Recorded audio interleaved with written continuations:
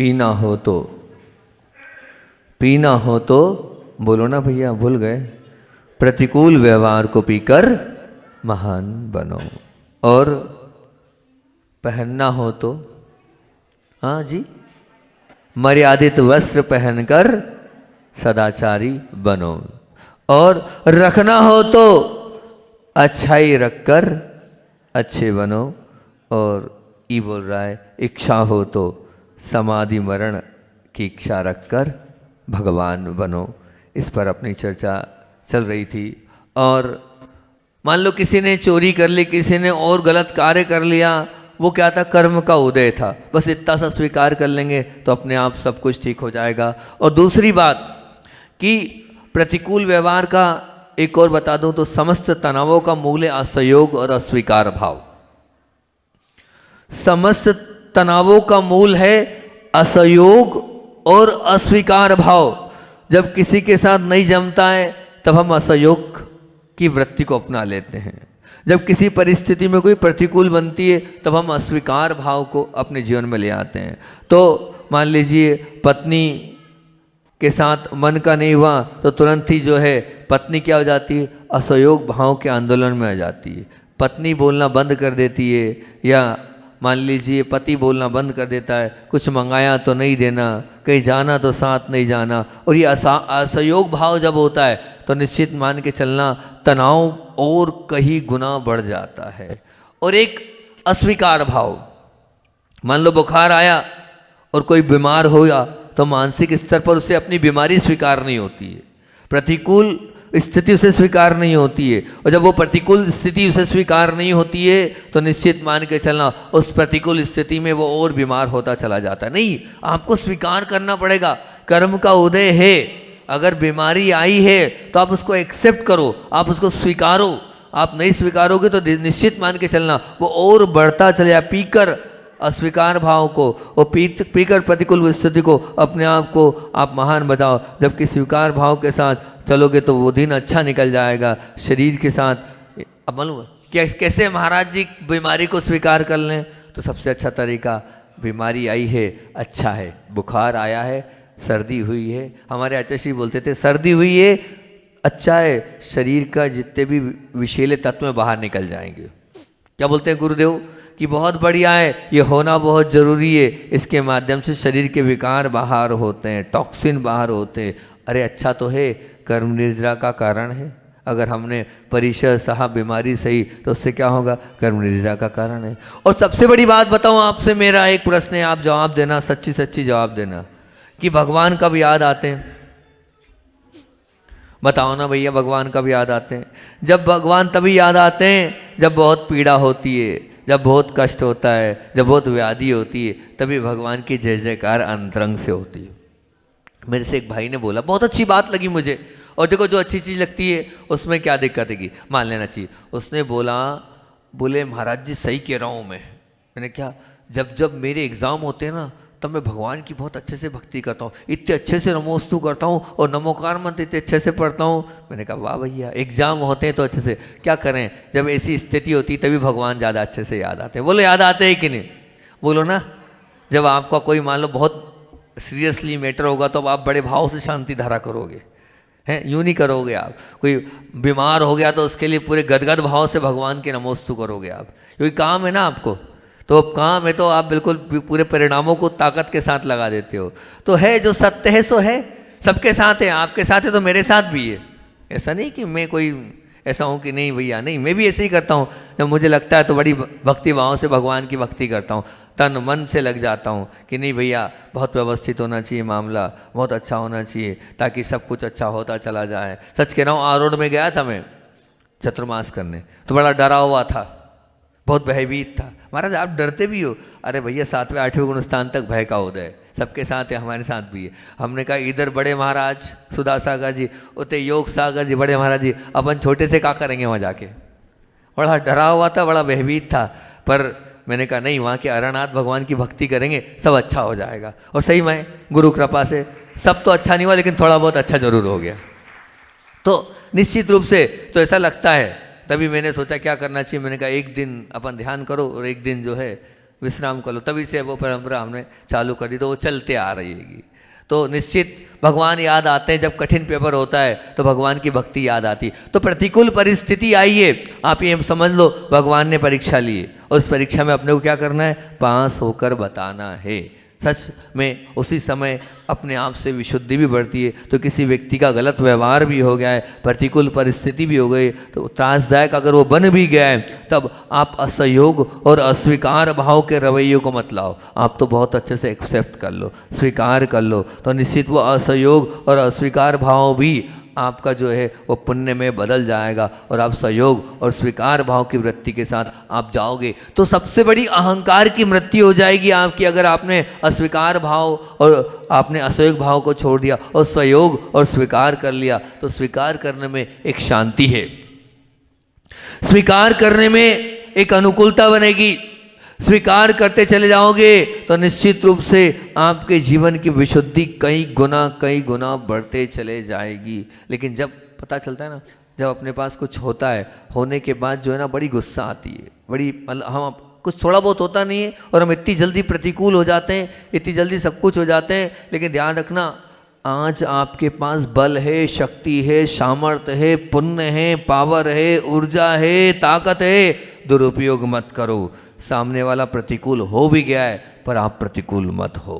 निश्चित अगर आज आप प्रतिकूल हुए तो उसका आपको निश्चित रूप से आने वाले समय में ऐसा मिलेगा, जैसे मान लीजिए आज आपके पास, आज आप घर के बड़े सदस्य हो, है ना। मैंने बहुत बार देखा है कि आप अगर बड़े हो तो क्या हो गया, आप टूट पड़ते हो सामने वाले पर, और सामने वाले को इस प्रकार से कर देते हो कि वो त्रस्त और परेशान हो जाता है। लेकिन बता रहा हूँ, सुन लो, जितने घर के बड़े हो, आज आप करते रहो, लेकिन इसका दुष्परिणाम आगे आप भुगतोगे। आपको सुनना, ऐसे आंसू बहाना पड़ेंगे, खून के आंसू बहाना पड़ेंगे, ये वास्तविकता है। इसलिए आप किसी के साथ प्रतिकूल करो मत, और अगर किसी ने कर दिया है तो उसको क्या करो, शांति से उस प्रतिकूल व्यवहार को क्या कर लो, सहन कर लो। सहन कर लोगे तो निश्चित मान के चलना आपकी जीत है, और आपने सहन नहीं किया तो निश्चित मान के चलना आपकी हार है। आप बताओ, हारना चाहते हो या जीतना चाहते हो, क्या करना चाहते हो? बोलो तो सही, हाँ या ना में जब जवाब तो दो। आपको जीतना है या हारना है? जीतना है। तो बहुत अच्छी बात बोलता हूँ, सुनना ध्यान से। एक इतिहास ऐसा है जो पढ़ा भी जाता है और याद भी किया जाता है। क्या बोल रहा हूं? एक इतिहास ऐसा है जो पढ़ा भी जाता है और याद भी किया जाता, और एक ऐसा है जो निश्चित रूप से कभी याद भी नहीं किया जाता और बहुत जल्दी भुला दिया जाता है। आप ऐसा करना चाहते हैं, कुछ ऐसा इतिहास रचना चाहते हैं जो याद भी किया जाए और पढ़ा भी जाए? बोलो ना हाँ या ना। ऐसा करना चाहते हो आप? बहुत अच्छी बात है। अगर आप ऐसा करना चाहते हो तो सबसे बताओ, अब वो व्यक्ति कौन है जो जिसे याद भी नहीं किया जाएगा और भुला दिया जाएगा? तो जो क्रोध के सामने क्रोध, और बेर के सामने बेर, गाली के सामने गाली, हिंसा के सामने आवेश, और तिरस्कार के सामने घृणा, और माया के सामने प्रपंच करेगा, निश्चित रूप से वो इतिहास भले ही पढ़ा तो जाएगा लेकिन बहुत जल्दी भुला दिया जाएगा। आप अगर क्रोध के सामने क्रोध करते रहोगे, कोई मतलब नहीं, आपको याद नहीं किया जाएगा। आप बेर के सामने बेर कर लो, आपको भुला दिए जाओगे। सामने वाले ने गाली दी, आप भी गाली दे दो, कोई मतलब नहीं भैया। सामने वाले ने हिंसा का व्यवहार, आप हिंसा से करें, कोई मतलब नहीं।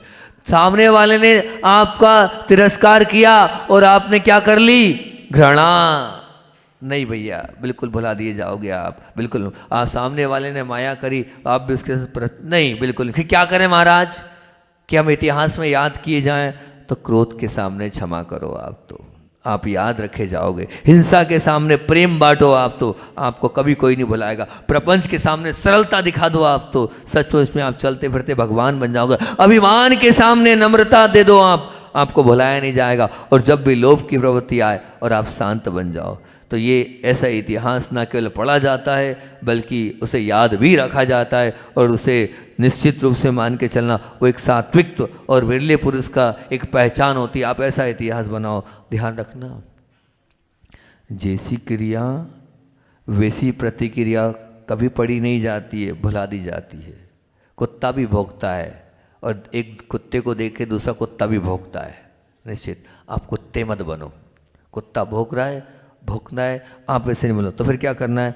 गलत क्रिया के सामने सम्यक प्रतिक्रिया को व्यक्त करो, दुनिया आपको याद रखेगी।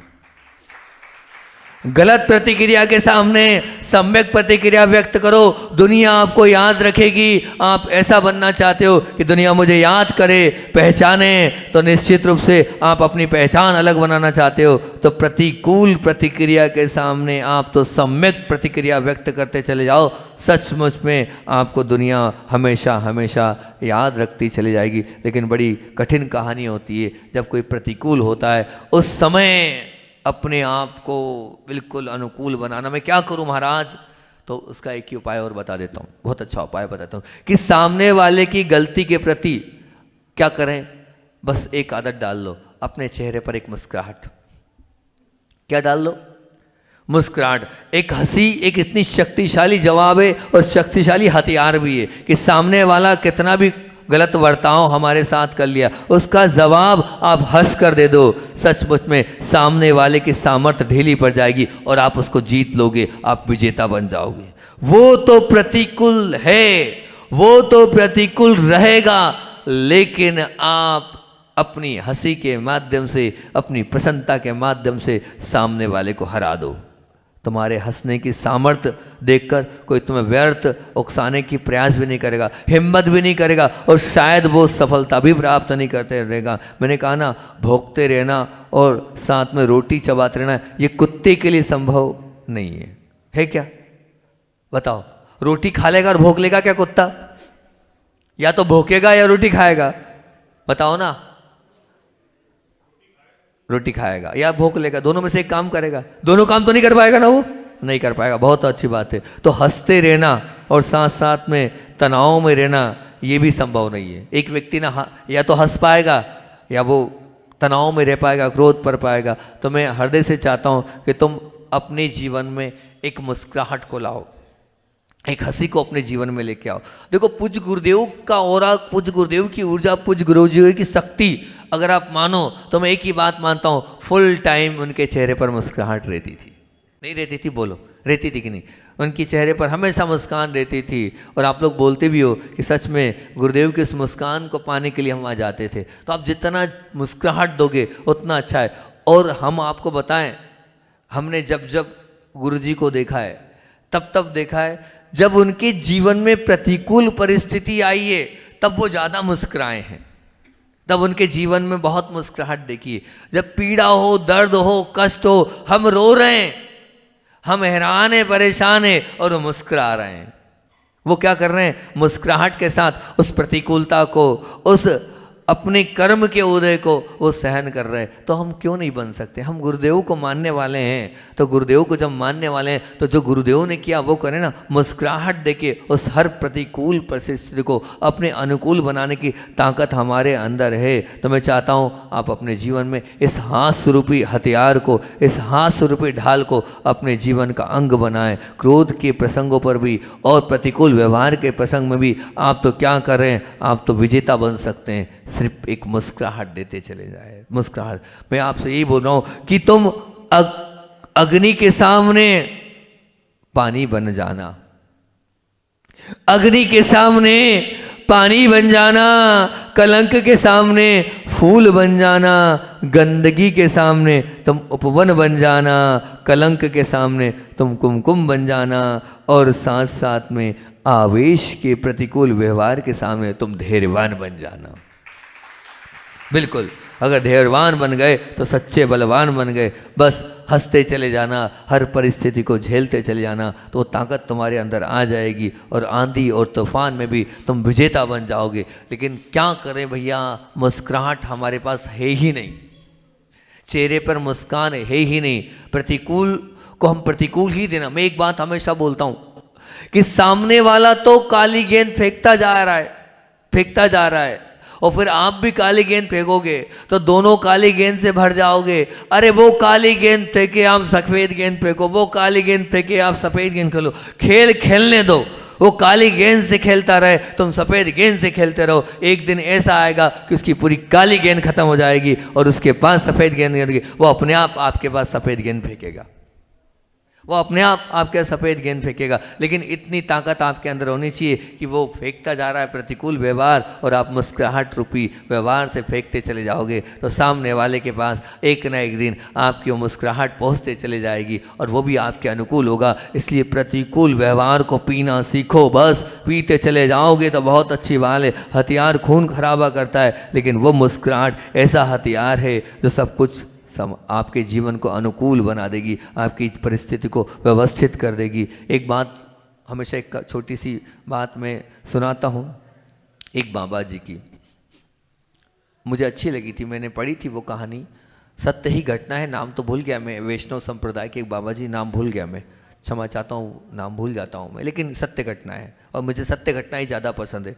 एक बाबा जी गाँव में थे और वो बड़े ही भक्तिवान थे और धीरे धीरे उनका इतना, जो सच्चे होते हैं उनका प्रभाव बढ़ता चला जाता है, निश्चित मान के चलना। जो दया और करुणा के साथ होते हैं उनके लिए दुनिया अपने आप उनके पक्ष में हो जाती है और उनके लिए उनका ऑरा ऊर्जा इतनी बढ़ जाती है कि समर्पण हो जाता है। अब हुआ ऐसे ही कि वो अपनी दया से और अपनी करुणा से और अपने परिणामों से पूरी दुनिया को आकर्षित करने लगे, है ना। और जब वो आकर्षित करने लगे तो अब उनके जलने वाले भी बहुत सारे होते हैं, सब तो ऐसा नहीं कि सब पसंद कर लें, सबको पसंद कर लें। और हुआ यही कि उनके जलने वालों को बड़ी विकल्प हुआ कि वे जो है इनका तो बहुत ज़्यादा प्रभाव बढ़ता जा रहा है। उन्होंने कहा, और फिर एक बात उनके लिए प्रचलित हो गई, क्या प्रचलित हो गई, कि ये गुस्सा नहीं करते हैं, इनके चेहरे पर कभी क्रोध नहीं, हमेशा मुस्कुराते रहते हैं। जो मुस्कुराहट पर बात चल रही है तो वही मुझे याद आ गया, तो मैं वही सुना रहा हूँ। बोले हमेशा मुस्कुराते रहते, कुछ भी हो जाए इनके चेहरे पर गुस्सा नहीं होता हैगा।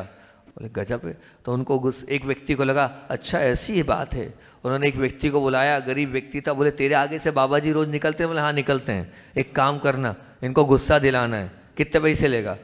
बोले आप जितने दोगे। बोले इतने पैसे दिए, तेरी एक ही जवाबदारी, क्या ये बस गुस्सा आ जाना चाहिए इनको। ये तेरे को गाली दें तो मान लेना डबल पैसे दे दूंगा, और मार दे तो ट्रिपल पैसे दूंगा तूने जितने मांगे, और तेरे साथ और गलत व्यवहार करे चौगने पैसे दूंगा।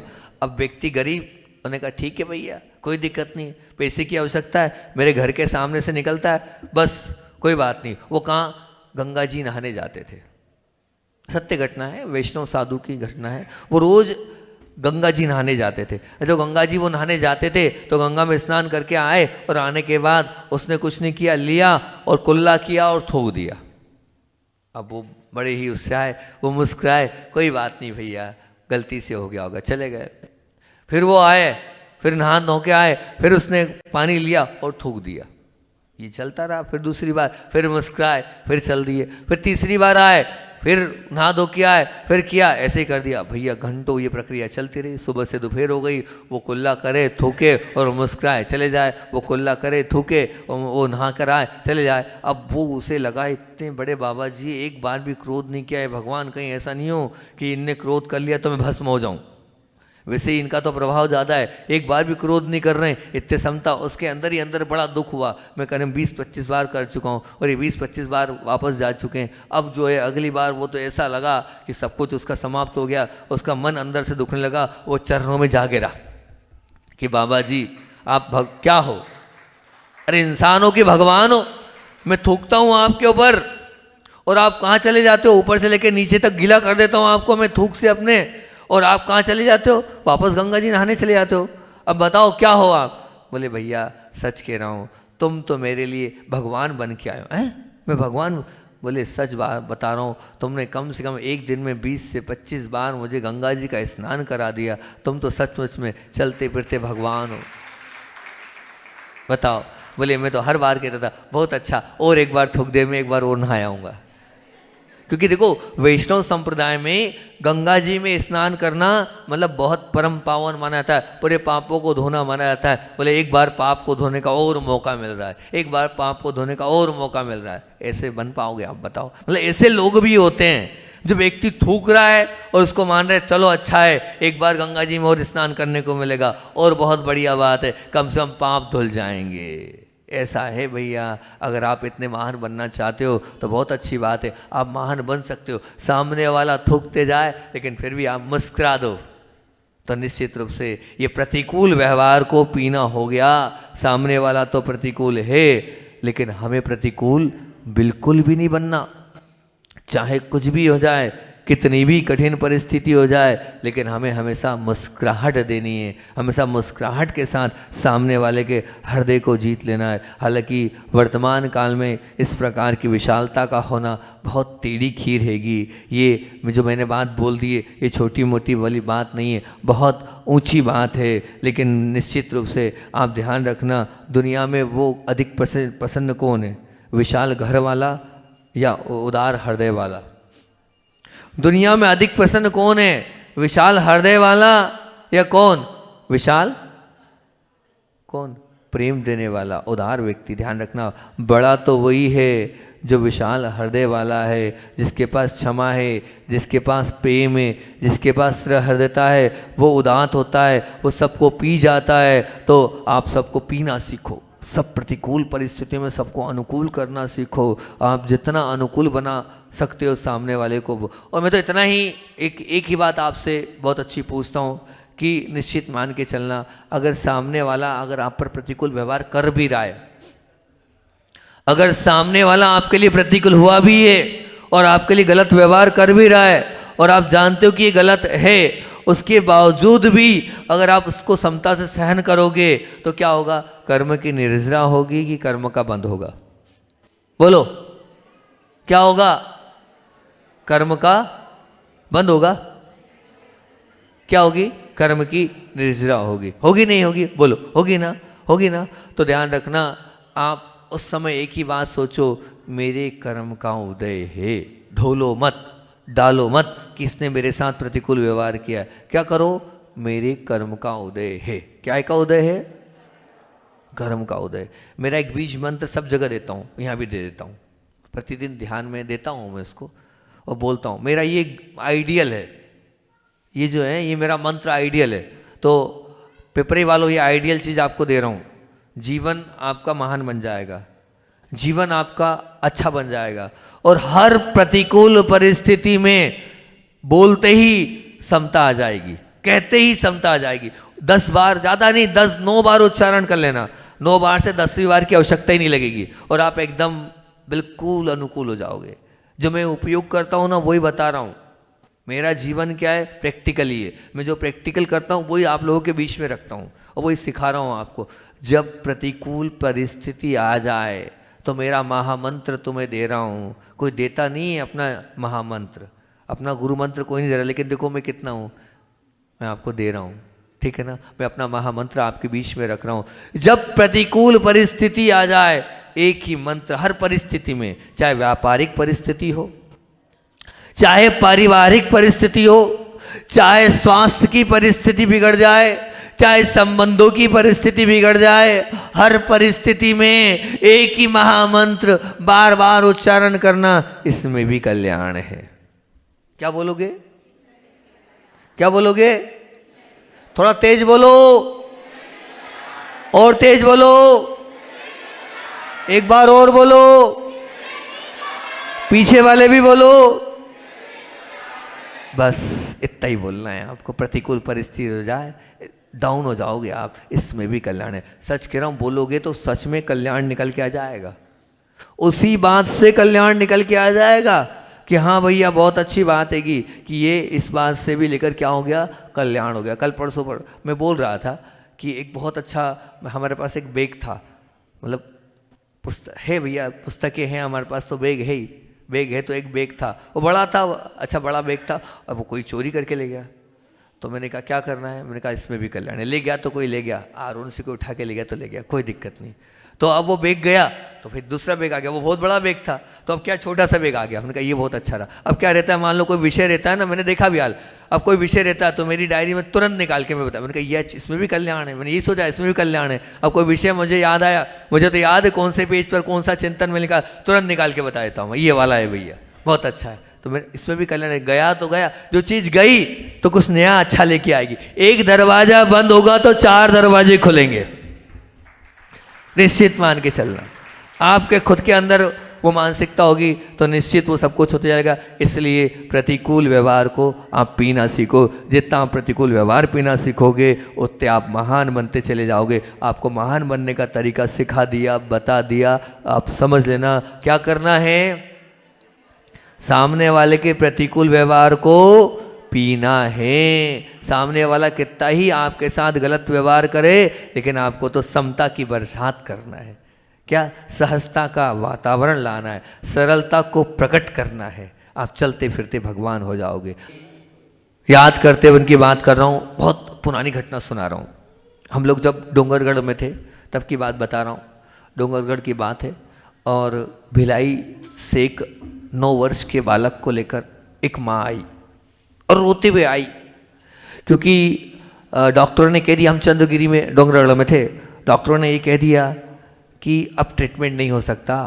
छोटा सा बालक, 9 साल का बालक, अब ट्रीटमेंट नहीं हो सकता, अब 4th स्टेज का कैंसर हो चुका है, आप घर ले जाएं। अब दुआ काम करेगी और भक्ति काम करेगी, उसके बावजूद भी बचा कोई नहीं पाएगा इनको।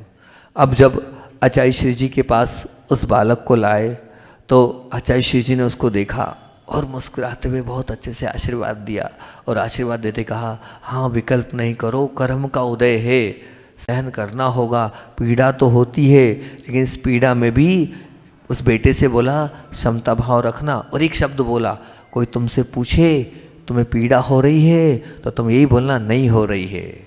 क्या बोलना? सब अच्छा है। क्या बोलोगे?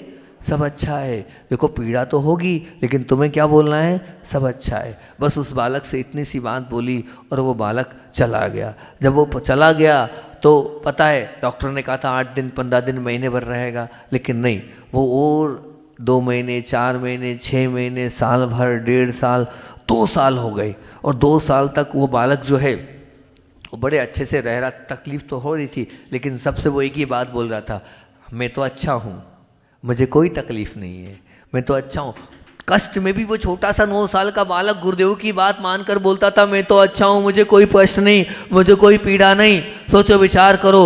लेकिन वो 2 साल के बाद एक दिन ऐसा आया और उस दिन लग रहा था उसे कि अब मेरा जो है वो बहुत शरीर काम नहीं दे रहा है। और माँ से उसने बोला, माँ तुम आज जल्दी भोजन कर लो, मेरा मन कह रहा है तुम जल्दी भोजन कर लो। और माँ को उसने जल्दी भोजन कराया और भोजन कराने के बाद वो बैठ गया। शाम को 6 पौने 6 बजे की बात है और वो माँ से पूछता है, क्या पूछता है? मुझे आचार्य श्री, एक तरफ आचार्य श्री दिख रहे हैं एक रास्ते पर और एक रास्ता खाली दिख रहा है, माँ बता मैं किस रास्ते पर जाऊं? तो हाँ, तो माँ क्या बोलती है बताओ? आप होगे तो क्या बोलोगे? जहाँ आचार्य श्री बुला रहे हैं बेटा उस मार्ग पर चले जा। और माँ ने बोला, बेटा जा, आचार्य श्री जिस ओर बुला रहे तो उसी ओर चले जा। बस 1 मिनट होते हैं और बच्चा शांत हो जाता है। जब शांत हो जाता है माँ बहुत रोती बहुत रोती बहुत रोती है। और योग संयोग की बात है, हम डोंगरगढ़ की ओर पुनः विहार होता है, हम डोंगरगढ़ पहुँच जाते हैं। और डोंगरगढ़ जब पहुँचते हैं वो माँ आती है और माँ आचार्य श्री के सामने फूट फूट कर रोती, फूट फूट, बोलती कुछ नहीं है और रोती है। तो आचार्य श्री जी मुस्कुराते हुए बोलते हैं, क्यों रो रही हो? तुम्ही ने तो मेरे पास भेजा था उस बालक को। क्या बोला? क्यों रोती हो? तुम्ही ने तो उस बालक को मेरे पास भेजा था, अब रोने से क्या हो रहा है? चिंता नहीं करो, वो तो मेरे पास ही है, वो तो मेरे पास ही है।